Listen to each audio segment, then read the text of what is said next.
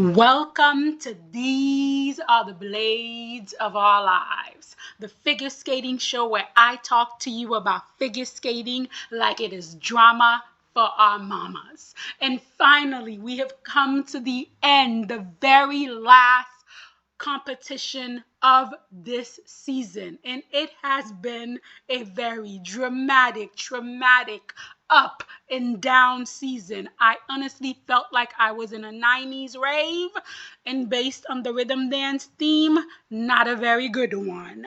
But we managed to survive it all and made it to the end, which was quite bittersweet. We had some incredible moments and just some heartbreaks, as well as this will be the end of the one and only Kaori Sakamoto's career.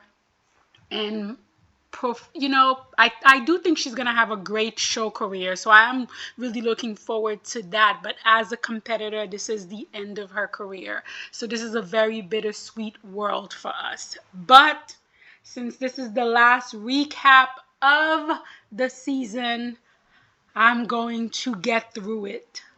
And always, we're going to start off with the pairs, which was a little surprising for me. I didn't see some of this coming, but it was pleasantly surprising. The gold medal here was Minerva Fabian Hayes and Nikita Volodin.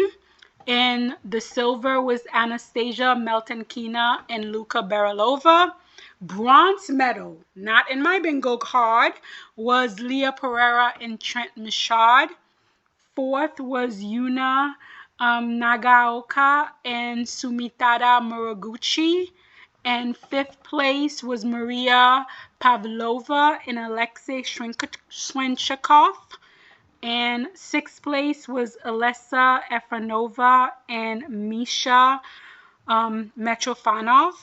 And seventh place was Annika Haki and Robert Konkal. And eighth place was Karina Akopova and Nikita Rakhmani.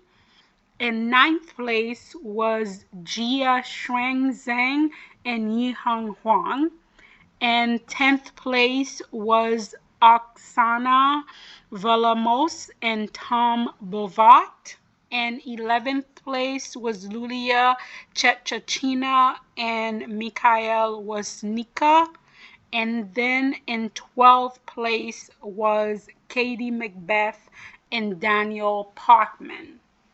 Now, some notable skaters who did not quite manage to do as well in the long program as they did in the short program was in 19th place, Kellyanne Lauren and Lucas Ethier. They had a very solid, respectable short program, but oh my goodness, it just completely came apart for them in the free dance. And that's very unfortunate because this was their very first world. It's great that they managed to qualify for the long program, but it was a very difficult long program for them. So that was very hard to see. Another one was Emily Chen and Spencer Akia Howie. They did really well in the short program. They were top 6 in the short program. They looked fabulous. The twist, their connection, they managed to get the side-by-side in there. They were the top American pair after the short program. And I was just like, wow, this is amazing. Then we got to the long program, and it was just the side-by-side jumps didn't go their way, the throws didn't go their way, but the most shocking was they went into the death spiral, and I'm not quite sure if she couldn't get in position, but it just completely unraveled. Yet Spencer, being the divo that he is, was still enjoying his music. He was still singing, he was still performing, he was still giving us face. But unfortunately, this was a very rough outing for them at this event. We also got to see the world debut of Gabriela Izzo and Luke Meerhofer.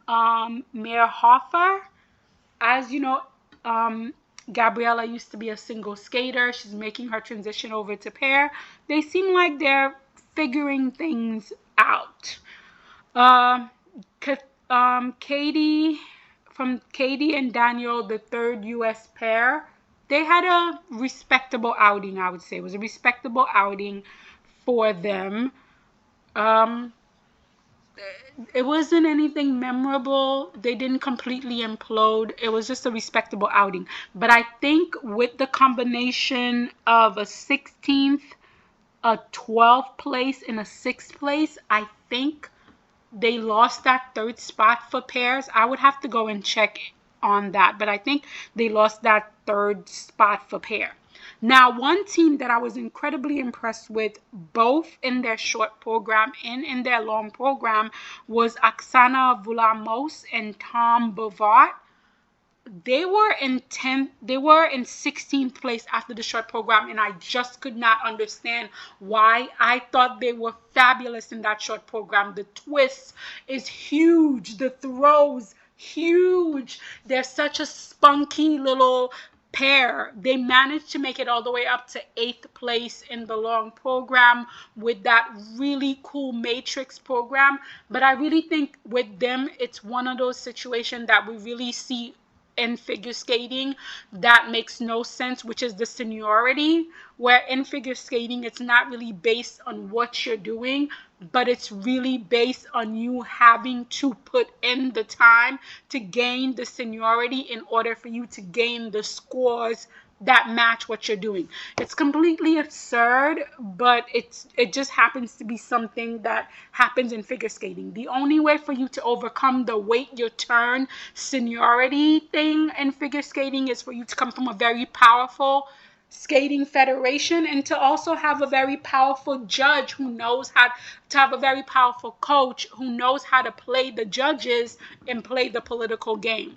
So what I'm hoping to see is that next season, they're the kind of pair that's very unique. So they have to have very interesting, unique programs. I'm hoping they'll have 2 unique programs next season. And if they can continue on this path, maybe their scores will start to match their actual skating. Then in 9th place, Jia Shuang and Yi Hong. This is so shockingly surprised.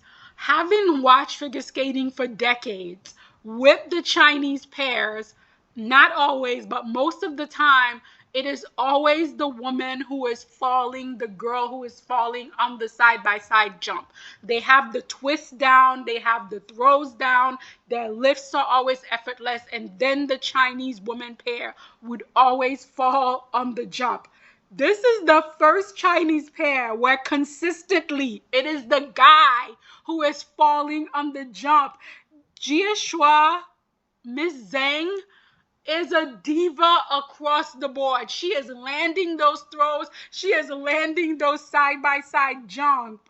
Yi Hong, he just cannot seem to stay on his feet for these jumps, but still managing a top 10 finish here and getting 2 spots for China. I feel like it was very well done of them, but that is very interesting to see. I wonder what's going to happen with that partnership.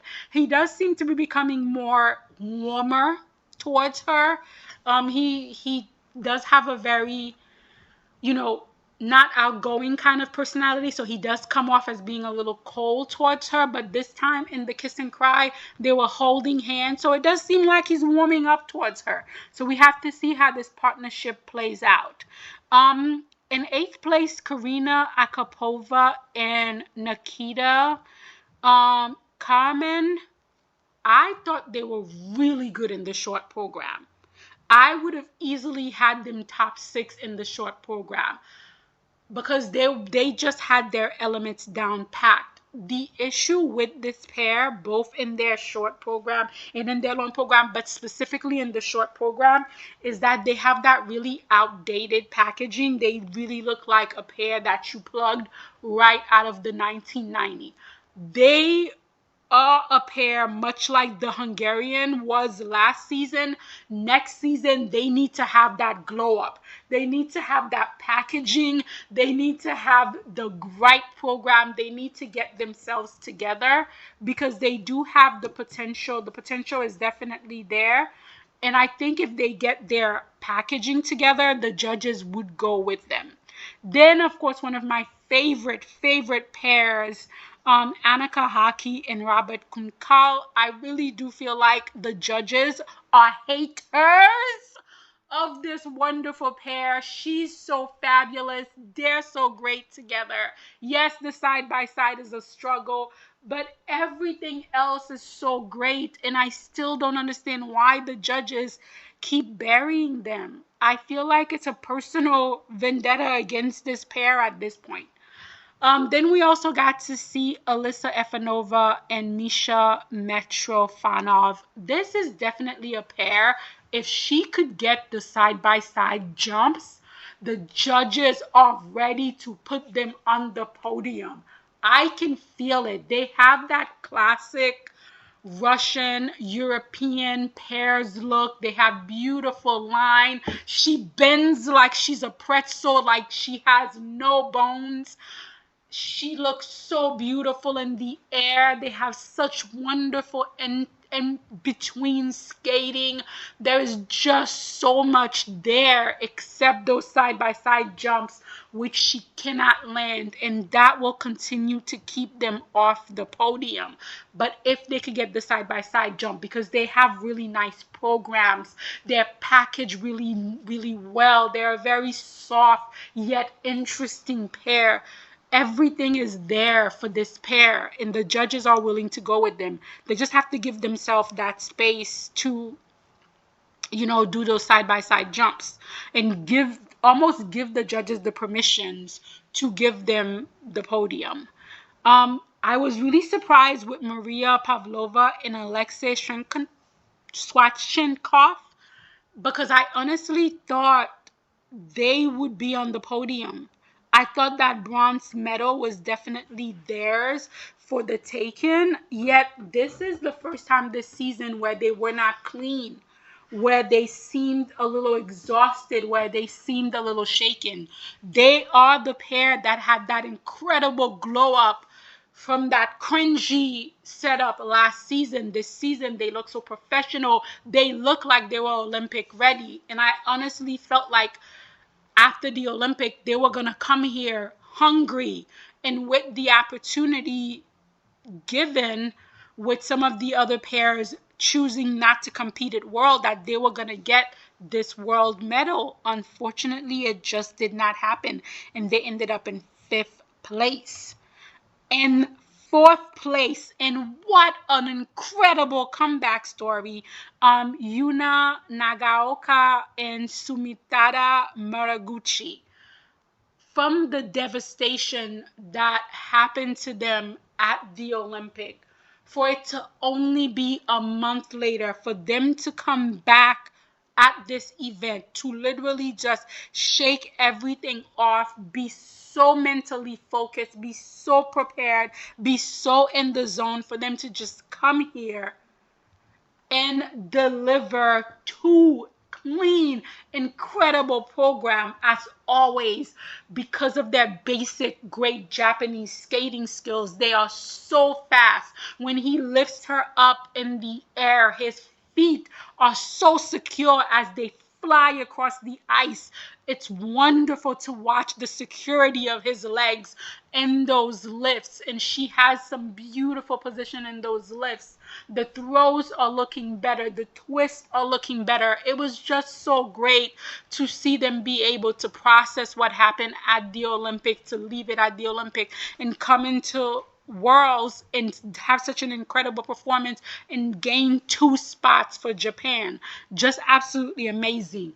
The surprise for me at this pairs event was Leah Pereira and Trent Michaud. As you guys know, I absolutely adore their short program this season. It's very fresh. It's very urban. They connect well with it. They present well with it. It's a piece of music that you don't often see in figure skating. It's a style of music that you don't often see in pair. And I'm hoping they lean more into that more sexy urban vibe. They do it so well. I hope I get to see them perform this style a little bit more. And then they went back, to their gladiator program, which they performed so incredibly here with like one little mistake, but otherwise they were just so on at this event, especially with, Deanna and Max not being here and it being up to them to deliver. And boy, did they deliver. And having a world medal at only their second world championship. They've only been together for 2.5 years now. That is incredible. Very happy for them. In second place, and this was another surprise for me, Anastasia Meltenkina and Luka Berilava. I honestly thought they were going to win this event here. The reason being is they're very steady, consistent, for the most part, pair. And also, even though they should be getting negative GOE for their lifts because his legs look horrible and scary, the judges never mark them down for those lifts. They always get positive 1 point something, 2 point something GOE when he literally has the most disturbing far apart legs and lifts that I have seen in pair skating for a long time. So I thought based on their consistency and the fact that they weren't going to get him for the lifts, they would win here for sure. But she is usually so consistent on those throws. So it was so surprising to see her go down on the throws.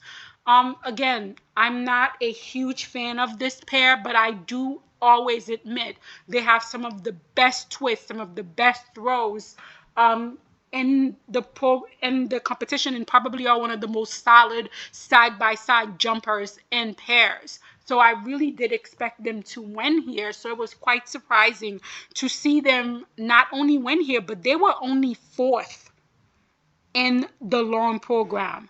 They were after both Leah and Trent and Yuna and Sumitada. So that was another surprise that they were fourth in the long program, but somehow managed to be second overall. And our winners here, which also surprised me, Minerva Fabienne Hayes, Nikita Volodin. The reason why it surprised me is because they had not really had two clean programs the entire season.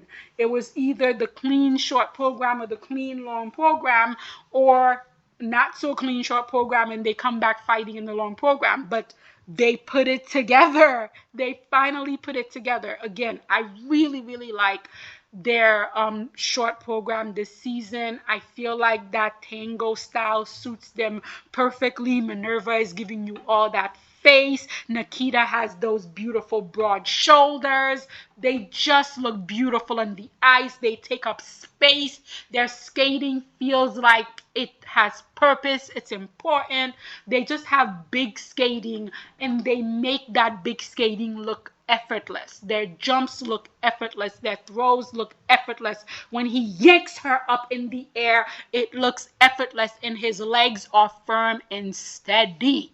So everything about this pair is very pleasing to me, which of course means they're going to be inconsistent because the skating universe never lets me have it all. But it was incredible to see them come here and really put it together and earn their first world title to go along with that bronze medal that they won at the Olympics. So this has been an incredible season for this pair. Now, men had me feeling all types of ways.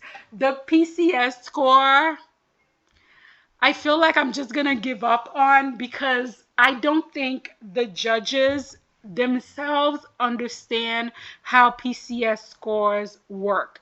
And I feel like the more we talk about the PCS scores in the men, the more it feels like we're beating down on one particular skater, when the reality is that it's not that we're beating down on one particular skater. We're literally just asking the system to be fair and for the system to work the way that it's supposed to work. But irregardless of that, the gold medal here went to Ilya Malinin, no surprise. The silver medal here went to Yuma Kageyama. Again, not really a surprise. And the third place here went to Shun Soto. Also, not that much of a surprise. Fourth place was Steven Gugolev. A little bit of a surprise. Fifth place, Adam Siom Hemfa. Okay. Sixth place, Alexander Selevko. Seventh place, Kevin Amos.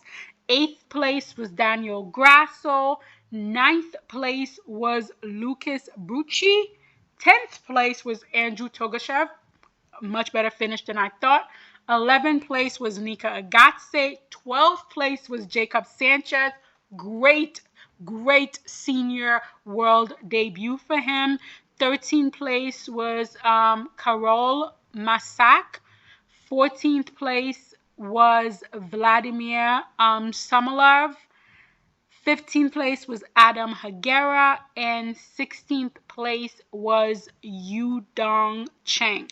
So some skaters who made it to the long program and probably just didn't have the stamina to finish so well in the long program, but I just want to mention first is Gabriele Fragipani.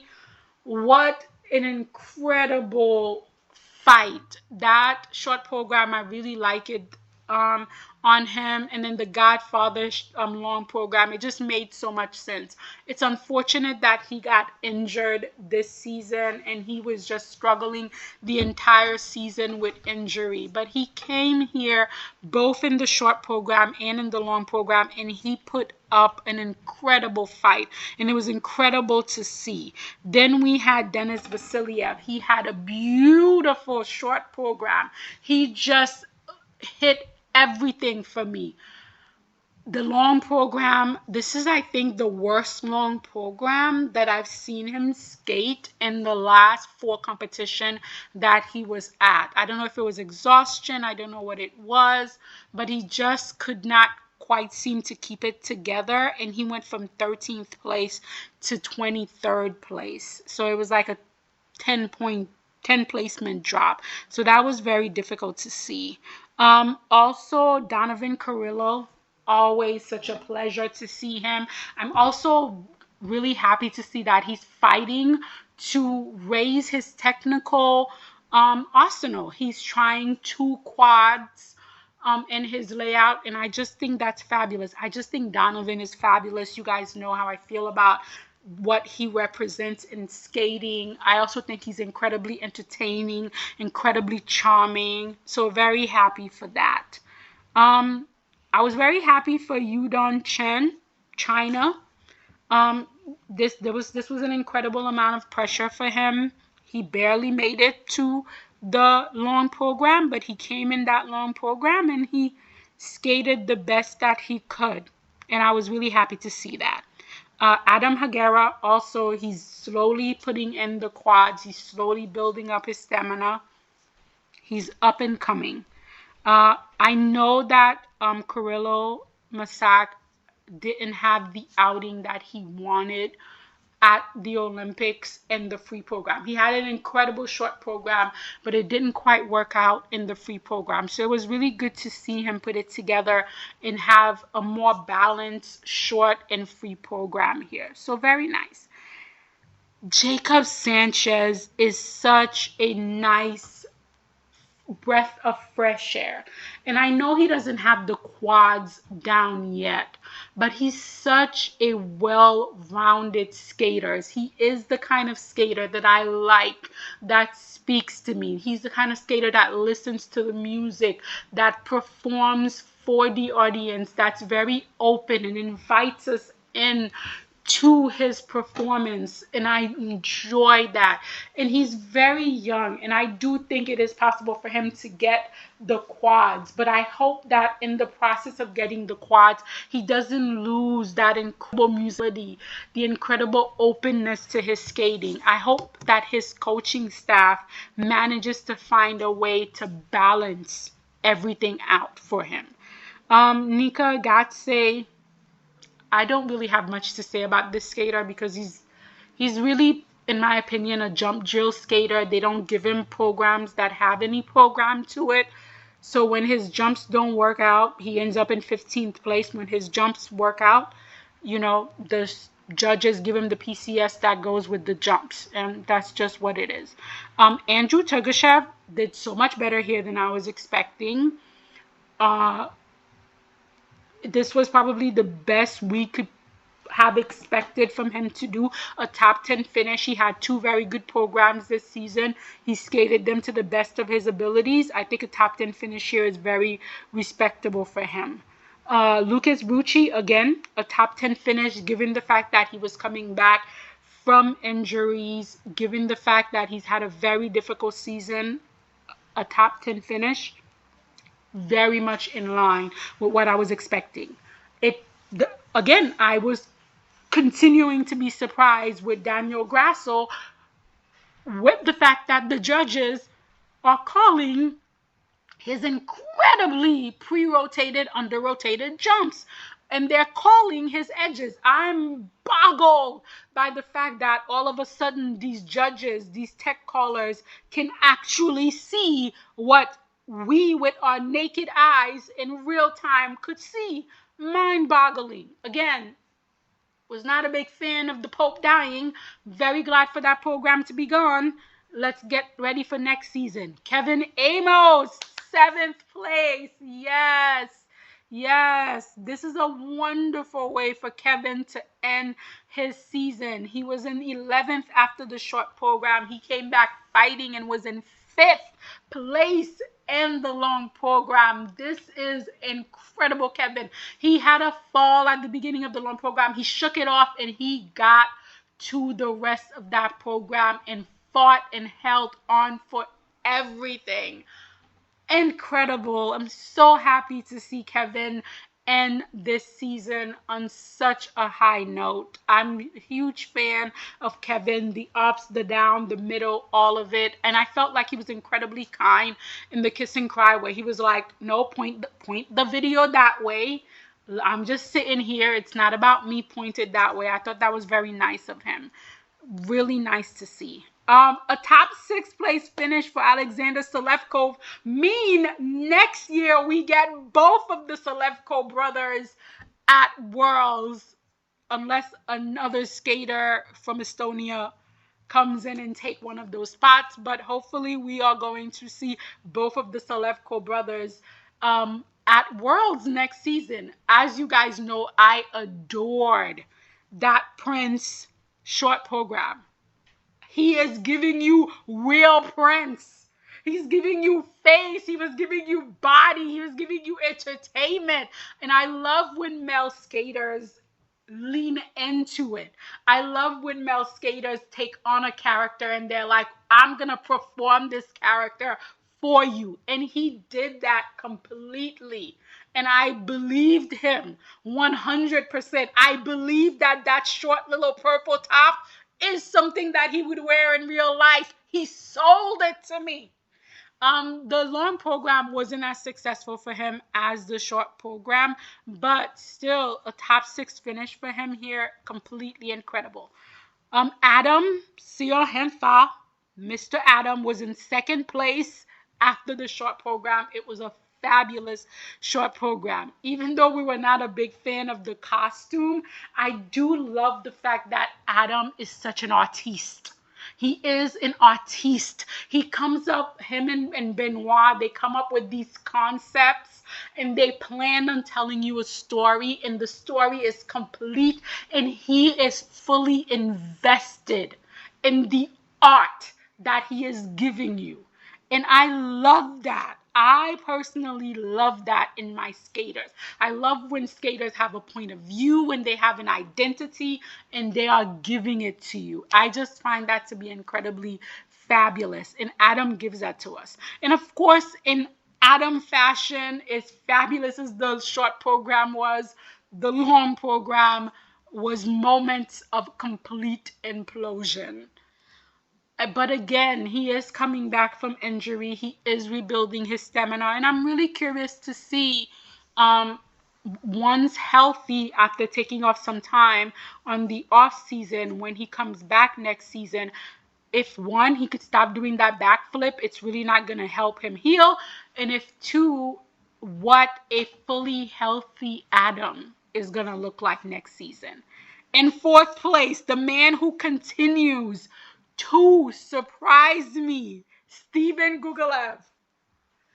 If this is what Benoit could do, oh my God, I may have to get on the all black boat. I may have to, because Benoit has really turned this young man around. And like I say, I watched the entire Junior Grand Prix series. I watched it this year. I watched Junior Worlds, and I see these skaters when they are young, when they're babies. And I saw Steven when he first came out, and he was doing all of these quads, and he was literally heralded as the next big thing. And I watched him literally grew 3 times his regular size, and I watched him struggle for years. And then to have him have the season that he's had, winning, Canadian nationals, coming to the Olympic, delivering the programs that he was able to deliver, and then coming to Worlds and continuing on those same footing is completely incredible to see. I was very, very happy for him here. In third place, the little engine that could, he keeps on tregging on, Shun Sato. I really feel like this is another skater that I watch grow from junior. He is such an internal skater. He doesn't emote a lot. He doesn't look up a lot as he's skating. He doesn't really skate for the audience. He's skating very internally. But as I've watched this season grow, as he performed this Lady in Lavender, as he performed the Firebird, every competition you saw him open up a little more. You saw him become more expressive. You saw his body movement becoming a little bigger, his skating becoming a little bigger. I felt like at the Olympic, he just had the team competition, a moment. And it was such an incredible moment, and he kept it going for the individual. And he came here with that same ideology, and he delivered these programs really to the best of his ability. And it's so incredible to see him get this medal. And now he's going to take some time off, do some shows, and we're going to hope he keeps working on emoting. He keeps working on expanding, opening up his chest, and performing looking upward. He is a skater that I very much like, and I think he has incredible potential, and I cannot wait to see it. And then, goodness gracious, Yuma Kageyama really just can't let me have an easy heart. I was watching that short program. Everything was going well. We get to the triple axel, and I was like, what just happened? Oh my God, Yuma, why? Why must you constantly torture me? So after the short program, I was like, oh my God, I'm not holding out much hope for the long program, because you guys know I have been waiting all season for this masterpiece, this work of art to be skated cleanly. And I was at the point where I was like, it's okay, Yuma, just do your best. And he was like, no, Hefford, I'm gonna finish this season my way. I'm gonna give you the performance that you can put into your watch again list. And did he give it to us? Every jump was landed cleanly, and then he just opened up the edge quality, the hand extension, the leg extension, the arch of his back. It was everything that I wanted and more. And I, of course, immediately went to YouTube to find the YouTube video to put it into my watch list, because I will be watching that performance over and over again. And thank God I already have a clean version of his short program from the Olympics. So combined, I have both program cleanly skated, and it was just beautiful. It was just beautiful. And then the winner here, Ilya Melanin. I'm going to say this, and again, I'm not trying to be mean. For me, Yuma skating is a YouTube video. The full 4.5 YouTube video. I watched it, I digest it, I enjoy it. Ilya's skating for me, and this is a personal preference, is a YouTube short. I want that 30 to 50 second of those incredible mind-blowing jumps. I want it in the reel, and I want to be amazed. I want to be in the moment of how incredible this is, but I'm not putting it into any watch list. It is for that moment. That's how I feel about Yuma skating, and that's how I feel about Ilya skating. What Ilya can do technically is absolutely incredible and amazing. And I also have such a great amount of respect for Ilya because, as you guys know, I love skaters who have their own individuality, who have their own concept. And even if I don't agree with their concept, with their vision of their art, I still have respect for it. And with Ilya, with his programs, he believes in those programs. He believes in the art that he's presenting. It may not be for me. It may not be my artistic preference, but he definitely believes in it. And that is something that I can respect. These were not programs that I was a fan of. I don't feel like there's a lot of in-between skating. I don't think there's a lot of presentation. I don't think this helps his skating skills. I don't like the composition of either of these programs. And so this is my thing, and it's not just an Ilya thing. This is a conversation that we've been having in figure skating for as long as figure skating has been around.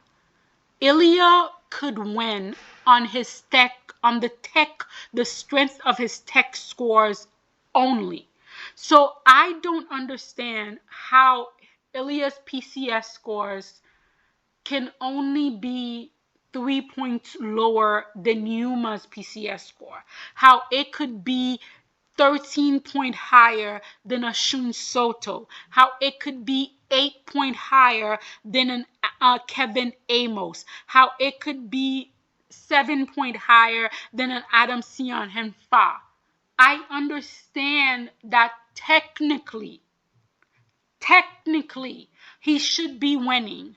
But I don't understand the point of giving him this skating skills 9.6, composition 9 point something, presentation. There was nothing to present there unless we're talking about the presentation of the jumps, which I guess I can understand presentation. If presentation is being interpreted by the judges as the jumps, he does present the most difficult jumps, and he does them the cleanest. But to me, presentation is supposed to be the entirety of the programs, the spins, the step sequence, the choreo, the movements, the in-between. That's how I assume the presentation is. But maybe the judges assume the presentation is the jumps. And maybe that's the same way they're interpreting skating skill and composition.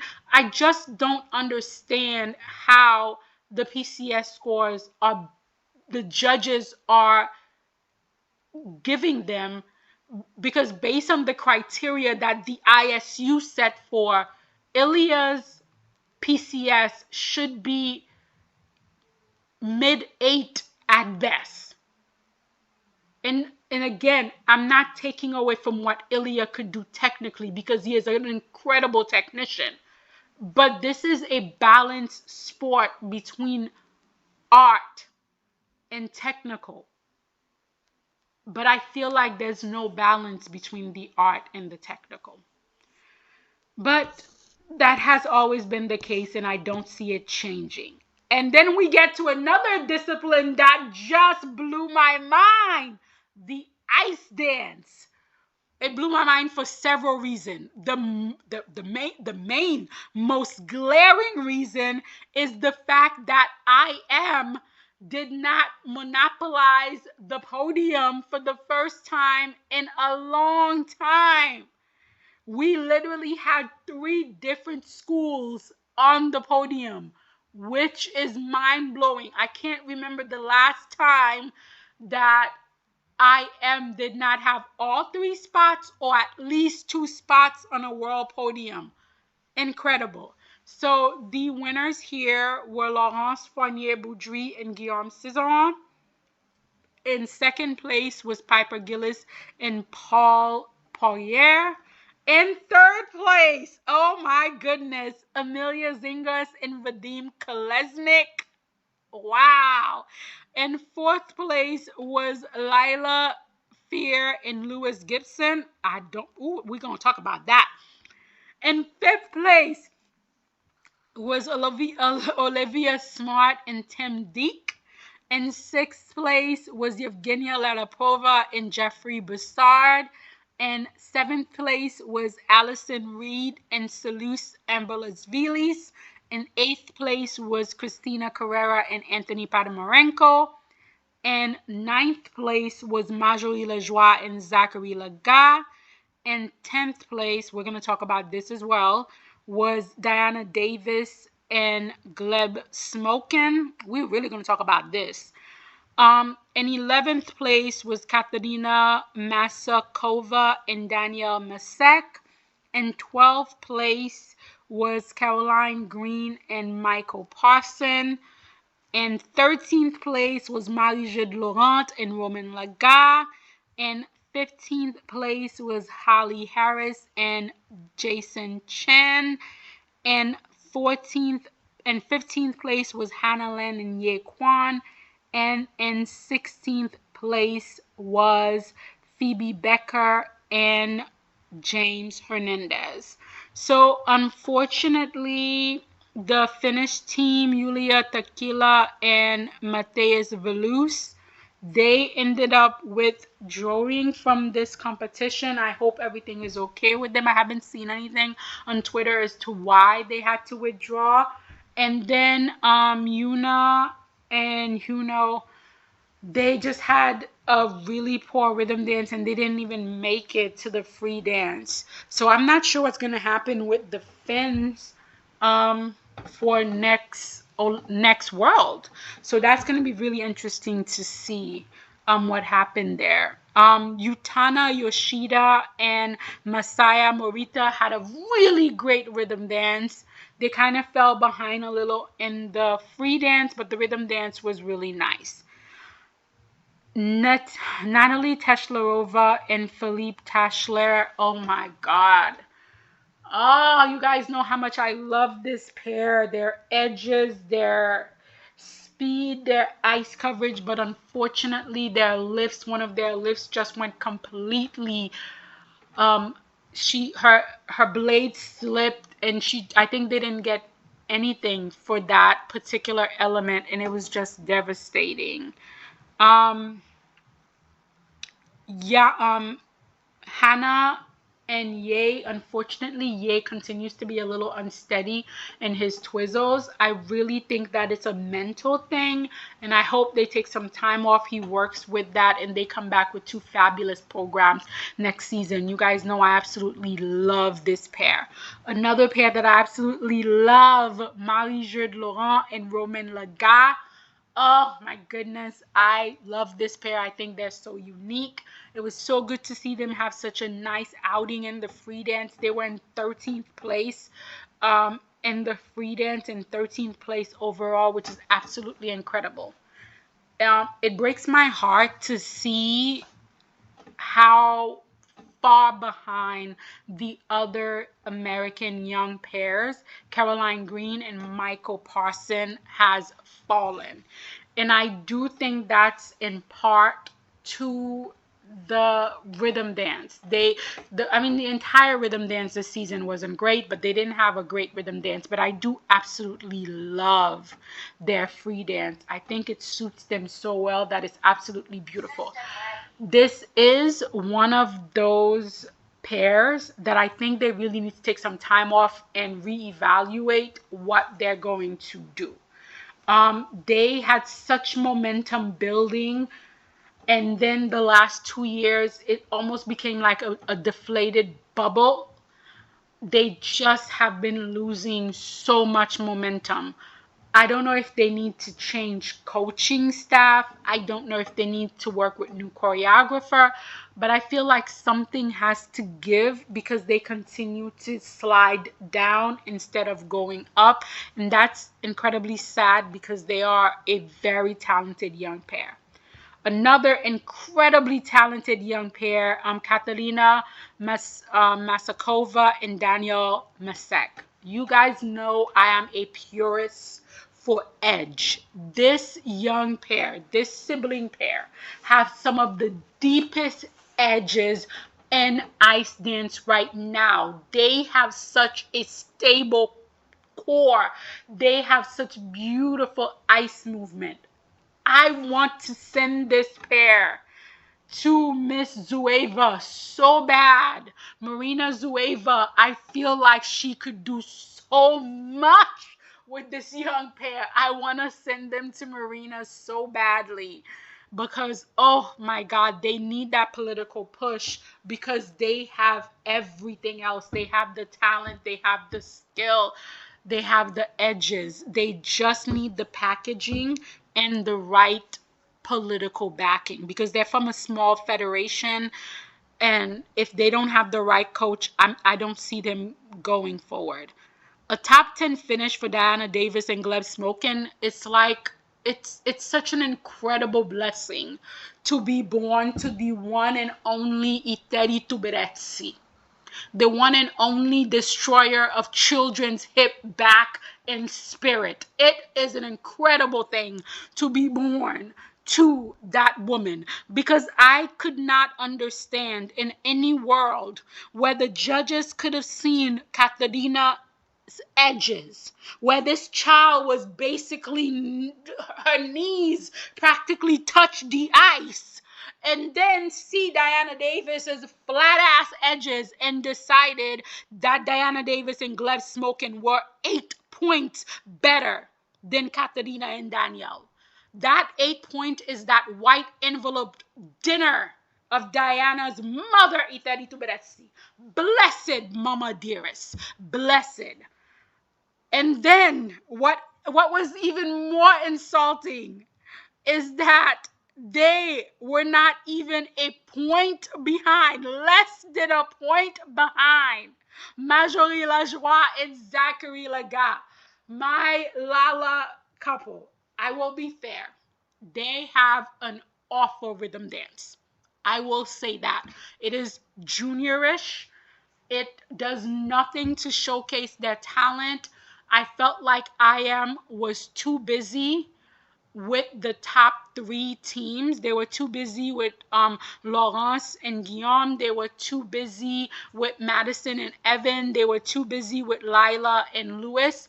And they completely just screwed over Marjorie and Zachary with that unbelievably shitty rhythm dance. And then they did a repeat of their free dance. That did not help them. They lost so much ground this season. They were easily a top 6 pair, and now they find themselves in 9th place, and that's all because of ground that they've lost. But even with that awful rhythm dance, there is no way that you're gonna tell me that Diana Davis is anywhere near Marjorie Lajoie. Please, let's get out of here. Oh my God, this is so upsetting. Woosa. Let's get to some happier note. Christina Carrera and Anthony Podomarenko in 8th place. Guys, Christina is just giving me faith. She is eating everything. Again, not a great rhythm dance, but Christina was selling it. I'm sorry, Anthony. I didn't even realize you were there. I was completely focus on Miss Christina Carrera. I don't know what Madison Huddle is whispering into this girl's ear, but she is coming into her own, and that's just incredible to see. And then, they have a really, really good free dance. They went back to the perfume free dance, which I think they performed incredibly well. So a top 8 finish here, definitely a step in the right direction for them. Allison and Selous, very nice. Very nice. I do like their rhythm dance. I think it's one of the better rhythm dances this season, and their free dance is very unique. So I was very happy for them. Evgenia Larapova and Jeffrey Bastard. You guys know it's one of my favorite pairs. I love that rhythm dance. One of the few rhythm dance I really enjoy. It's so quirky. It's so them. I'm happy to see the judges have stopped dumping on them, that the judges are getting back on their boat and having them in the top 6. I think definitely bodes well for them next season. Then Miss Olivia Smart and Tim Deek, that rhythm dance, and I'm pretty sure it's because she got a new dress, and I love the new dress. Guys, I'm so shallow. You guys know that. Please forgive me. But she looks so fabulous. I think the judges were bedazzled by her dress as much as I was, and they just went with them in that rhythm dance. But that rhythm dance does look so much better from where it started out at the beginning of the season. And they are one of those pairs who keep growing as the season goes on. And then they were in second place in the free dance, and I completely agree. That free dance, that Dune program is such an incredible storytelling, captivating piece. There are just so many moments in that free dance. You cannot take your eyes off for a minute because you might miss something. They are so into this free dance, into the characters, into telling us a story. Is just absolutely beautiful. And I'm so incredibly happy to see how much they have progressed just over these 2 seasons. Their skating styles were so different, and yet in just under 2 seasons, they have merged those skating styles. They've grown together, and it's just so incredible to see. I really hope they get really good programs next season, because I think they're making their way towards the podium. In 4th place, to everyone's surprise, definitely to my surprise, was Lila Fear and Lewis Gibson. Why am I always combining their name? Fear and Gibson. What the hell is that 2-point deduction for? I went on skating Twitter and I kept waiting for someone to explain to me exactly why they got a 2-point deduction. If anyone can explain to me in the comments, why did Lila and Lewis get a 2-point deduction? I would love to understand it. But in 4th place, off the podium. Wow. And the Canadians are not, the Italians are not here. So Charlene and Marco are not here, which would have explained them being in 4th place. Madison and Evan are not here, which would explain them being in 4th place.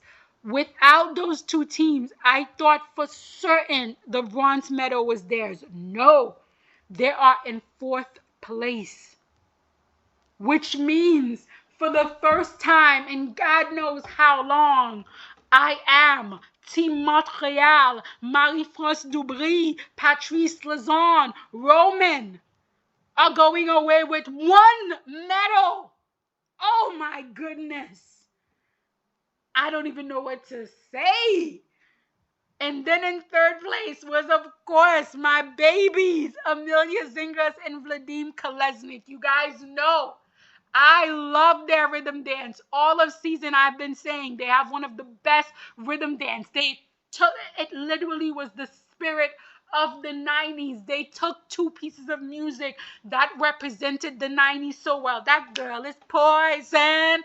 And they went at that rhythm dance with so much energy, so much spunk. And then again, I also really love their Romeo and Juliet, because it's a dark Romeo and Juliet. It's a quirky Romeo and Juliet. It's an interesting Romeo and Juliet. And they managed to do something I don't think we've seen ever. This is their first world. This is their first world. And they managed to win a medal at their first world. Incredible. Again, this is what I'm saying. In figure skating, and especially in ice dance, you have to wait your turn. You have to do your time. Unless you have an incredible, powerful skating federation and an incredible, powerful coach who knows how to play the judging game. And Amelia and Vladim are incredibly talented. They also happen to have an incredibly powerful skating, federation behind them, the US, and they also happen to have an incredible slimy snake in the grass, powerful coach behind them, Igor Shpilbin. He's been playing this game for a long time. He's got lots of skeletons. He knows how to play this game. And it's incredible to see. I was very happy for them. And then in second place was Piper Gillis and Paul Poirier. They went back to their Wuthering Height program. And I will say, when they came out with that Wuthering Height at the beginning, I was like, by the end of it, I was like, they should have won world with it. And the fact that they brought it back here, I thought was really, really nice. And I'm really happy for them. Another medal for them to add, to their, ever-growing list of medal. I'm a huge fan of them. The winners here, Laurence Fournier-Boudry and Guillaume Cizeron. Again, I'm only focused on them as skaters, and I'm only focused on what they do on the ice. And what they do on the ice is just have incredible edges, have beautiful lines, have great extension. They make everything look effortless, especially in that free dance. That free dance is just breathtakingly beautiful.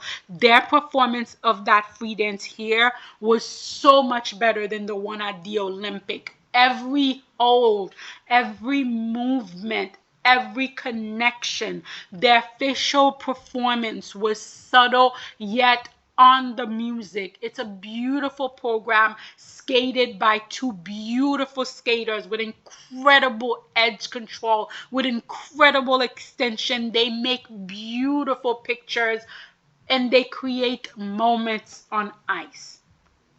And that is what I'm going to speak on, is the skating. And based on the skating, they rightfully won here. Finally, the women, guys, I'm heartbroken. I'm devastated. I'm happy. I'm joyous. I'm giddy. I feel like I'm a full bipolar person with all of the ups and downs and emotion that you could feel. And all of this is because of Miss Kaori Sakamoto. So the women's here, the winner here was Kaori Sakamoto. In second place was Mona Shiba. In third place, very surprising for me, was Nina Pezzaroni. In fourth place was Isabel Levito. The top finishing U.S. woman here was Isabel Levito. In fifth place was Lala Naki Goodman. In sixth place was Ember Glenn. In seventh place was Nina Petrokina. In eighth place was Jia Chen. In ninth place was Amni Nakai. In 10th place was Anastasia Gabanova. In 11th place was Sarah Everhart. In 12th place was Sofia Samandankina. In 13th place was Hyen Lee. In 14th place was Lida Kunhamen. In 15th place was Madeline Sinkas. And 16th place was Wu Yang Zhang. Some other noteworthy skaters was Yulia Sutter. She had such a beautiful moment at the Olympics. She's a wonderful skater. She probably was hoping for a little bit better here, but it's okay. Then Livia Kaiser, she's such a girthy jumper with so little control over her jumps. But if she could get those jumps together, it'd just be beautiful.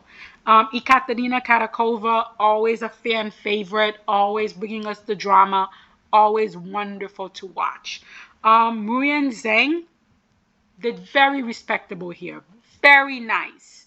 And I feel like China has a generation of young women skaters coming up that is going to definitely be in the conversation, and I cannot wait for them to just show us how incredible they are. Madeline, I know she desperately wanted to be in the top 10 so that Canada could have those two placement. You know what? Maddie did her best. Maddie did her best. Lida, I like her short program music so much. It's so unique. It's so interesting. I'm a huge fan of it. Hyen had a complete implosion in the long program, which is so interesting because she had been so consistent this entire season. I think this was the most consistent season we've seen from her in 2 years. So I was really expecting her to come into this competition, but I guess maybe the exhaustion just caught up with her. I know she really wanted to make it to the Olympic, so having made it to the Olympic, maybe that was the peak, and now having to take a month off and then come back to another high, maybe that was just too much for her, and so that long program just got away from her. Now, Sofia Semendokina, I felt really bad for in the short program. I'm not a huge fan of the Santa Claus theme outfit, but the program itself, I think it's really fun. I think it's really catchy. I think Sofia delivers that program incredibly well, and I would have definitely had her in the top 6 after the short program. I don't understand what the judges have against her, why they are deciding to bury Sofia, but and she has a really powerful judge. So I'm at a loss to know what's going on with Sofia. The long program, yes, she wasn't as successful in the long program as she was in the short program, but I felt like she wasn't properly rewarded in the short program. Sarah Everhart, another skater that I think has really good jumps, but I really wish that her packaging was better. I hope they work with other choreographers next season. I hope they do some things more emotive. They package her better because the potential is there. A top 10 finish for Anastasia. She was 6 after the short program. I think is a great way for her to end her season. I absolutely loved her short program, which was the Bollywood program. I think she delivered it really well this entire season. The long program also very nice. I think she's had a season that she could be proud of. Nina Kai. Oh, I really thought she was gonna be in the conversation for the medal. The triple axel, both in the short program and in the long program, did not really work for her. And in the long program, her jumps, she really needs to work on that technique because the popping, the under rotation, it's really going to deter from her being seen as a contender if she can't work not just on the triple axel but on the consistency of her jump technique. Jia Chen, oh my god, there's so much I absolutely love about Jia, but she has not had too clean program this entire season, and it's not the technical skill, because she can do everything. She just can't do it all in one program. In the short program, she missed her combination. She got the combination in the long program and then she popped a jump. This is definitely a skater who could be in the conversation. She was 4th in the long program, but she was 13th in the short program, which left her 8th overall. So if she had been like 7th, she could be in that medal conversation, but I'm just not sure what needs to happen to get her into that conversation. Nina Petrokina continues to show how much of a fighter she is. Such an incredible fighter. Coming back from such a major injury and to finish this season as well as she did, to do as well as she did at the Olympics, and then to come to Worlds and also finish 7th. Absolutely incredible. Incredible. Amber Glenn, I love that short program. That Madonna short program is everything. And when she skates it clean and at 100, wow. Unfortunately, the loop just, it didn't loop. It wasn't looping. And the long program just got away from her, and so did a medal. But I do believe in Amber's mental strength. She has done the work, and she will definitely come back stronger, and she will keep fighting. Our Miss Shocky Lara Naki Goodman, a top 6 finish for Lara Naki Goodman, and I'm so incredibly happy about this because she has 2 of my favorite programs this season. That short program is, I know everybody loves the long program because of the Jaws theme, but that short program is just a masterpiece of composition. Everything is just so incredibly on the music, and everything is so subtle and so incredible. And then of course the long program is just so incredibly entertaining, and it was wonderful to see her come here and do both of these programs so incredibly clean, and to have a top 5 finish. Absolutely incredible for her and for Italy and for the Italian women program. Miss Isabel Lavito, that triple combination. And my thing is, there's so much I absolutely love about Isabel Lavito's skating. Her face, that 1930s look of hers, is so endearing. She has such a it movie star quality to her. She has so much ice presence. She has so much performance. But oh my goodness, are her jumps. Ah! Oh, her jumps.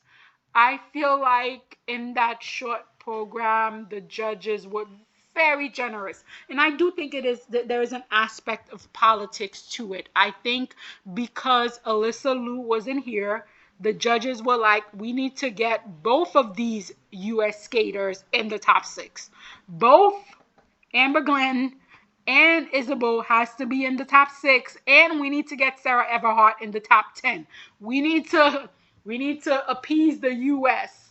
So I feel like they were very generous in that short program, and they were incredibly generous in the long program in terms of her jumps. I think if they were fair with those jumps, she wouldn't have been 4th. But there is so much that I do enjoy about Isabel's skating. But oof, oh Lord, those jumps. 3rd place, bronze medal, Nina Penzaroni. I was so happy the tech caller finally gave Nina a break. The tech callers love to call Nina's jumps. Nina is one of those skaters who are constantly buried by the tech caller. So I was really happy to see her get a break here. She is again one of those skaters who are very conceptual, very much a Benoit skater. She has, a theme, and she sticks with the theme. She has a character, and she performs the character. And so it's always really incredible to see, that type of skater. And I'm very happy for her, and I'm very happy for Belgium with that skate. Mona Shiba, after the devastation of not being on the podium, of being so close and yet not quite medaling, I was so incredibly happy to see Mona Shiba. First of all, I was incredibly happy to see her go back to the original dress. I love that dress. That shimmering shimmer gloss to that dress is incredible. incredibly beautiful. I was not a favorite of the feathery purple dress. I didn't like it at all. Out of the 3 versions of the dress, that was my least favorite one. So I was so happy to see her go back to this version of the dress. She looked incredible. She looked confident in that short program. She was swooping her hair and having the time of her life. And she gave us Romeo and Juliet at its max. She gave us beautiful moments. She gave us skating skills. She gave us edge. She gave us well-centered, non-traveling spin. She gave us arch. She gave us pointed toes. She gave us everything we could ask for and more. A well-deserved silver medal. And then it's time to say goodbye to the one and only, our queen, Miss Kaori Sakamoto. And what a way to say goodbye with another world title, a well-deserving world title. After, again, the devastation of the Olympic, we all know how much she wanted that Olympic gold medal.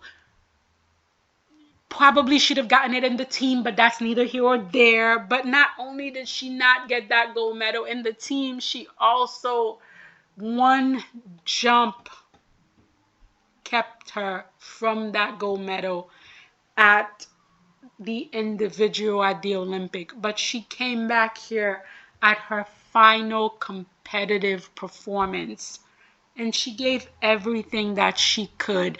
And when she got her scores after that long program, the happiness, the joy, it was everything that makes Kaori Sakamoto. And guys, I kind of have like this selfish desire where I wish she would just take 2 years off and then kind of like pull a Tessa and Scott and come back right before the Olympic, get back into shape, then do the Olympic. I kind of want her to do that desperately. But I also understand that she's been at this for so long. The majority of her life has been skating. And Kaori is, again, a skater that I watch on the Junior Grand Prix, watch her transition into the senior, watch her, barely getting any recognition doing the Itheri, bonus era, and then watching her come into her own, becoming the wonderful young woman that she is. It was just such a wonderful story to be a part of. It was a journey. It was the creation of a champion. And you guys know I rant constantly about my dream for figure skating, especially for the women discipline, which is the creation of champions, skaters that we watch grow, that have long, fulfilling careers, that we feel emotionally invested in. And that is what Kaori has meant for me for figure skating. She has been the healing balm to my soul after that horrendous Olympic that we had under the Itheri era, where we literally saw the complete breakdown of 3 young girls. Just to have that wash away from me by the joy that has been Kaori these last 4 years has meant so much for me. And I hope she becomes a beacon to these other young women skaters, that you can have a long, fulfilling careers. Do not destroy your bodies. Do not, try to do these things that is only going to give you 1 season of win. Hold out to be a champion. What an incredible career, and what an incredible, tremendous, dramatic season this has been. Guys, it has been a pleasure to do this season with you, and I cannot wait for us to do it all over again. But this was my opinion on the 2026 World Figure Skating Championship. You guys let me know in the comment.